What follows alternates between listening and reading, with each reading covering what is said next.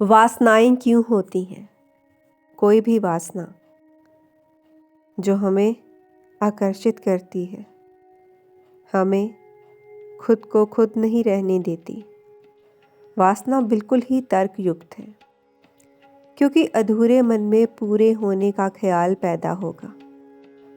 बिल्कुल तर्कयुक्त है वासना, लेकिन परिणति कभी नहीं होने वाली है, क्योंकि अपूर्ण कभी पूर्ण नहीं हो सकता। किसी भी प्रयास से, किसी चेष्टा से, कैसे ही अभ्यास से कोई भी साधना हो, क्योंकि सब साधनाएं, सब अभ्यास, सब प्रयास अपूर्ण से ही निकलेंगे और अपूर्ण की छाप उन पर लगी रहेगी। और अगर अपूर्ण आदमी पूर्ण उपलब्ध को कर ले तो वह अपूर्ण था ही नहीं। अपूर्ण होने का कोई अर्थ ही नहीं रहा। इस स्थिति को जरा समझिए। मनुष्य की सारी दौड़ और आयाम कोई भी हो, दिशा कोई भी हो, पूर्ण होने की है। लाओत्से ने इसके बारे में कहा, शून्य हो जाओ। कहने के और सुनने को बहुत ही छोटी सी बात लगती है कि शून्य हो जाओ। पूर्ण होने के किसी भी ख्याल से बचना, क्योंकि वही जाल है, वही उपद्रव शुरू होगा जिसमें नष्ट होता है हर आदमी, प्रत्येक व्यक्ति। इसीलिए समझा लेना अपने आप को, समझ जाना कि पूर्ण होने के किसी भी उपद्रव में हमें पड़ना ही नहीं। और मज़े की बात तो यह होगी कि जो शून्य हो जाता है वह पूर्ण हो जाता है। इस बात को बस आपको समझने भर की देर है। शून्य जो है वह इस जगत में पूर्णतम संभावना है। ऐसा समझें जैसे कि एक घड़ा भरा हो, तो क्या आप ऐसी कल्पना कर सकते हैं कि घड़े के भरे होने की एक बूंद पानी उसमें और ना जा सके? ना कर सकेंगे, बड़ा बिल्कुल भरा हुआ है।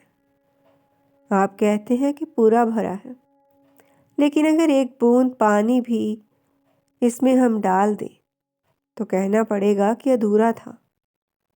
आप घड़े के कितने ही भरे होने की कल्पना करें, वह पूर्ण नहीं होगा।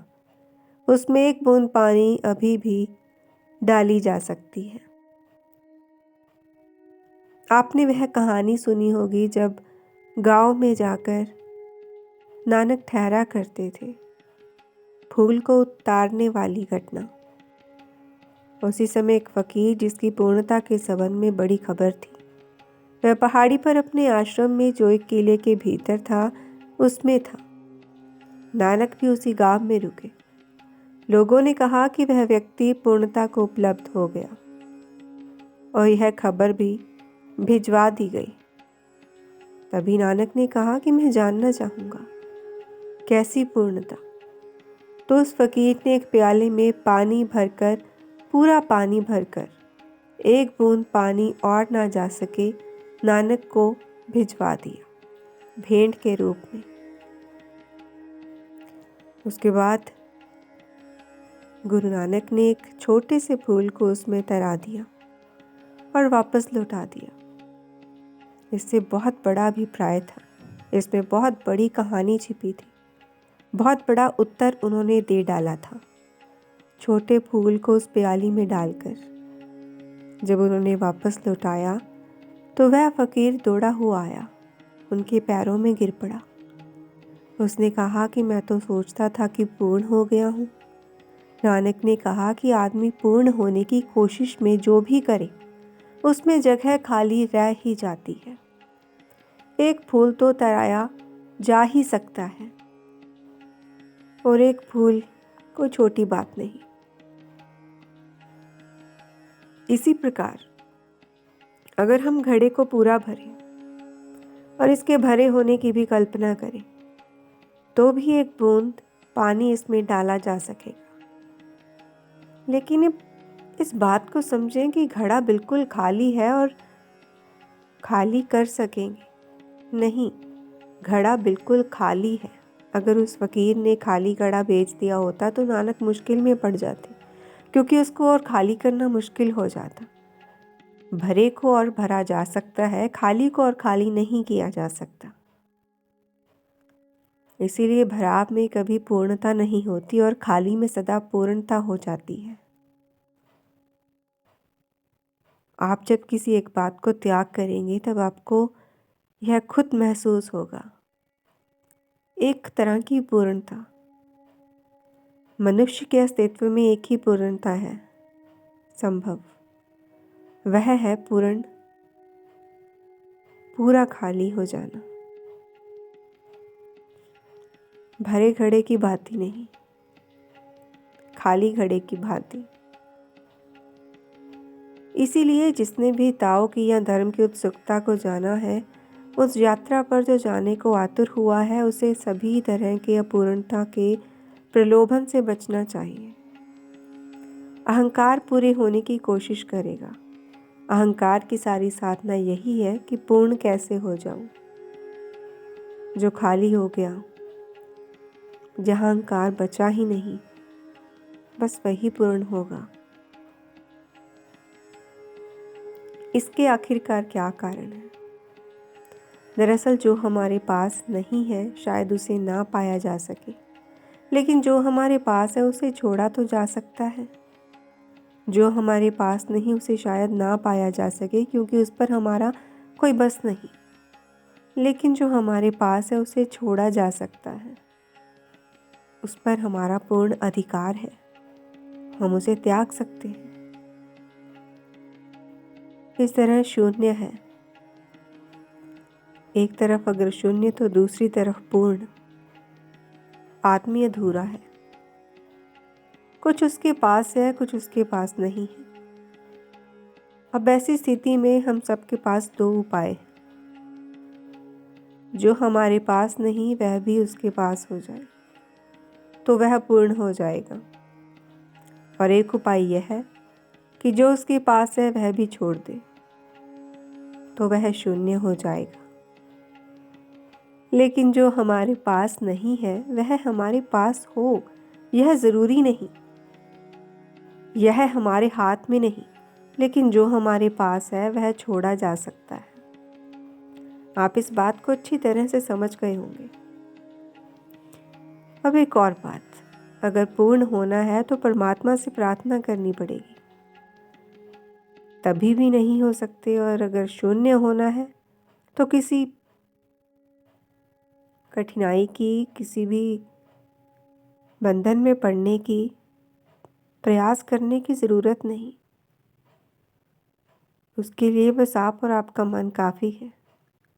कोई मांग नहीं करनी, बस मांग छोड़ देनी है। बहुत सारे धर्मों ने शून्य होने की व्यवस्था की और कई बार तो उन्होंने वहां पर प्रार्थना की भी जगह नहीं छोड़ी। इसमें और देखने जैसी बात यही है कि जो हमारे पास नहीं उसे पाने में समय की ज़रूरत मत लगाएं। जो हमारे पास नहीं वह आज ही नहीं मिल जाएगा, कल मिलेगा, परसों मिलेगा, अगले जन्म में मिलेगा। कब मिलेगा यह मत सोचो।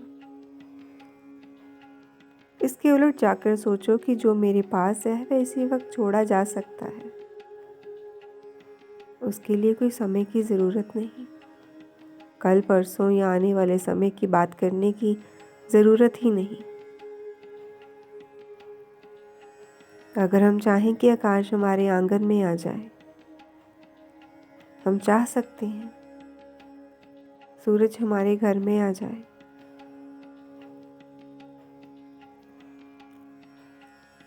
कुछ बातें चाहत की होती हैं, वह अकेले हम पर निर्भर नहीं करती। इसके लिए दूसरे का होना, दूसरे के सहारे को मांगना ज़रूरी होगा। लेकिन जब आपको कुछ छोड़ना है तब आपको किसी दूसरे की ज़रूरत नहीं।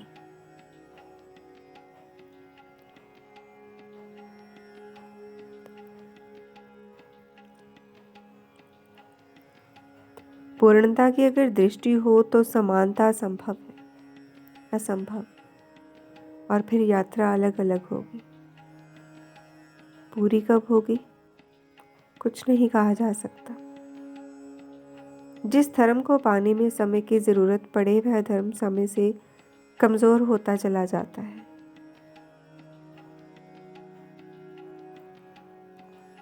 लेकिन शून्यता तत्क्षण हो सकती है। अभी इसी वक्त शून्यता क्षण के बाहर घटित होती है। भराव समय के भीतर, रिक्त होते ही समय के बाहर हैं आप।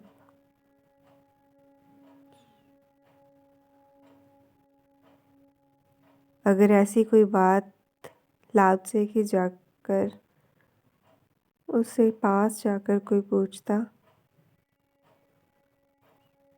कि मैंने बहुत पाप किए, मुझे बहुत सारी घृणा होती है, मुझ में बुराइयां हैं, मैं बुरा आदमी हूँ, मेरी मुक्ति में कितनी देर लगेगी, तो वह कहते कि अभी हो सकती है, यही हो सकती है अभी। क्योंकि वह कहते हैं कि सवाल यह नहीं कि तुम्हें कुछ होना नहीं, तुम जो हो उसको भी छोड़ देना है। लाओ त्से ने कोई ख्याल नहीं दिया इस बात का कि कितने जन्म तुम्हें लगेंगे, कितना वक्त लगेगा।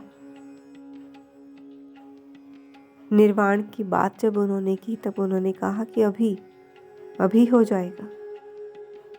यह समझना बहुत कठिन होगा कि मन को, मोक्ष को रोकना भी हमारा बहाना है, निर्वाण को ना पाना भी हमारी तरकीब है। कोई पाप नहीं रोक रहा, सिर्फ हम नहीं चाहते, इसीलिए नहीं हो पा रहा। लाओ त्से की दृष्टि में समय का कोई व्यवधान नहीं। अभी हो जाए खाली, यहीं, इसी समय, आज ही। आप कहेंगे कभी तो ऐसा हो सकता है कि घड़ा बिल्कुल ही भरा हो और आवाज ना हो। लेकिन लाओ त्से कहते हैं कि घड़ा भरा हो तो एक बात तय हो गई कि दो चीजें हैं, घड़ा और जो चीज भरी है वह। और जहाँ द्वैत है वहाँ पूर्ण शांति नहीं हो सकती। बस इसी बात को आप समझ लीजिए। जहाँ घड़े में कुछ भरा है वहाँ घड़ा है और कुछ भरा हुआ भी। और अब यह द्वैत कायम हो गया। इसीलिए पूर्णता को उत्सुक आदमी द्वैत से भरा रहेगा, द्वंद्व से भरा रहेगा, कॉन्फ्लिक्ट आएगा। केवल शून्य में खड़ा हुआ आदमी इससे बच सकेगा। कोई टकराने को ही नहीं होगा यहाँ। घड़े में कुछ डालने की जरूरत नहीं कि वह पूर्ण हो, कि वह भरे। घड़ा अकेला ही पूर्ण हो गया। ध्यान रहे कि अद्वैत में ही शांति संभव है, क्योंकि टकराने को कोई नहीं। जहाँ दो हैं वहाँ टकराव होता रहेगा। अब यह बहुत ही मज़े की बात है कि आप अपनी तर्क को पहचानेंगे, आप खुद से खुद को जानेंगे, टटोलेंगे और फिर इस बात को मानेंगे। ध्यान रहे कि जिससे भी आप अपने को भरेंगे वह आप ना होंगे, कुछ और होगा, और दूसरे से भरकर कहीं शांति ना हो सकेगी।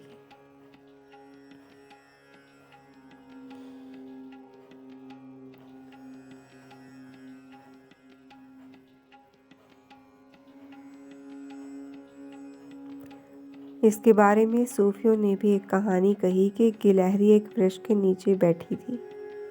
एक लोमड़ी वहां से गुजरती है तो वह लोमड़ी गिलहरी से कहती है कि ना समझ, मुझे देखकर भी तू भाग नहीं रही? तुझे पता है मैं लोमड़ हूँ। हाँ, तुझे अभी दो टुकड़े कर सकती हूँ। गिलहरी ने कहा कि कोई प्रमाण पत्र है? लोमड़ी हैरान हुई क्योंकि ऐसा गिलहरियों ने कभी पूछा ही न था। यह बड़ी अनहोनी घटना थी। गिलहरी भाग जाती तो लोमड़ी को देखकर किसी गिलहरी ने कभी कोई ऐसी जरूरत ना की थी कि वह उससे प्रमाण पत्र मांगे। लेकिन उसने कहा कि हम कैसे माने कि तुम लोमड़ हो? लोमड़ी को पसीना आ गया तो उसने कहा कि तू ठहर, मैं अभी आई। वह सिंह के पास गई और उसने कहा कि कृपया कर लिखित प्रमाण पत्र दे। इज्जत बेइज्जत हो ही जाती है, इसीलिए। सिंह ने उसे लिखकर एक प्रमाण पत्र दे दिया। गिलहरी को उससे सावधान होना चाहिए और इस तरह की बातें नहीं करनी चाहिए, यह कहते हुए फिर से वह वापस लौटी। और जब वह पहुंची सिंह के पास तो देखकर हैरान हुई कि एक हिरण वहां खड़ा था। वह सिंह से कह रहा था कि कोई लिखित प्रमाण पत्र है आपके पास? हम कैसे मान लें कि आप सिंह हो? लोमड़ी ने कहा, हद हो गई, अब यह क्या करेगा? सिंह ने उस हिरण से कहा कि देख, अगर मुझे भूख लगी हो तो मुझे प्रमाण पत्र लेने की फुर्सत भी नहीं मिलेगी। लोमड़ी ने कहा कि महाराज, यह मुझसे क्यों ना कहा? यही बात आपने मुझसे क्यों ना कही? आपने अभी कहा कि अगर मुझे भूख ना लगी हो तो मुझे कोई परवाह नहीं, इससे कोई मतलब ही नहीं कि तू मानता है कि नहीं। मैं तेरी चिंता नहीं करता तू क्या मानता है और क्या नहीं। मुझे भूख लगी है तो तुझे फुर्सत भी ना मिलेगी इस बात की फिक्र करने की कि मैं कौन हूँ। लोमड़ी ने कहा कि यही बातें आपने मुझसे क्यों ना कही? जब मैंने गिलहरी से कहा कि मैं प्रमाण पत्र लेकर आती हूँ तब आप यह क्यों ना कह पाए मुझसे? आदमी की बुनियादी नासमझियों से ही नेमिंग, लेपिंग, नामकरण, बुनियादी नासमझियाँ, ये सब कुछ खड़ा हो गया, शुरू हो गई यह बातें। कुछ व्यक्ति कहते हैं कि हमने खुद को भर लिया परमात्मा से, शब्दों से, इतिहास से, कुछ बातों से, कुछ नॉलेज। यहाँ एक बात तो तय है कि हम घड़े हो और किसी से भरे जा रहे हो, वह संसार है, परमात्मा है, प्रेम है, प्रार्थना है। इसमें कोई अंतर नहीं कि तुम किससे भर रहे हो। भरने वाला और जो चीज़ भरी जा रही है वह दो है।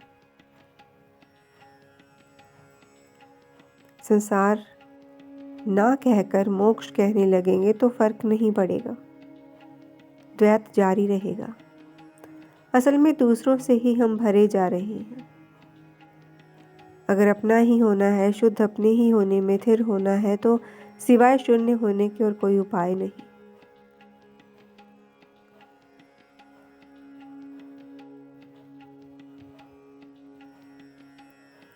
इसके बारे में बहुत सी बातें कही जा सकती हैं, लेकिन उम्मीद की जा सकती है कि अभी आप इस बात को समझ गए होंगे। द्वैत में पड़ने वाली बात को, भरा और खाली होने को, शून्य होना क्यों और कैसे हो सकते हैं,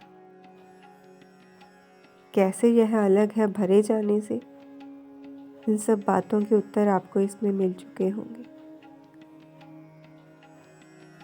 क्या आप शून्य होने को तैयार हैं? देखिए, खुद में उतर कर देखिए।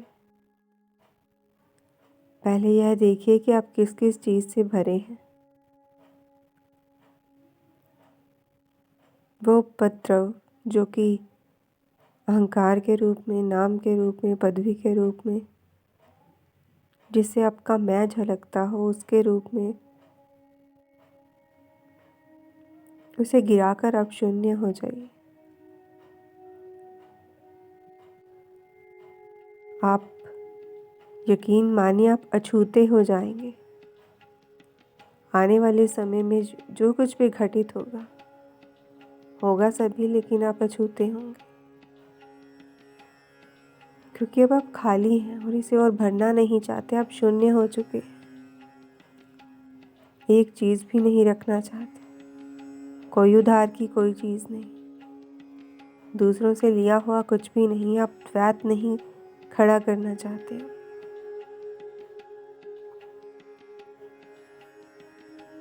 अपने अंदर जाकर देखिए, आंखें बंद, महसूस कीजिए।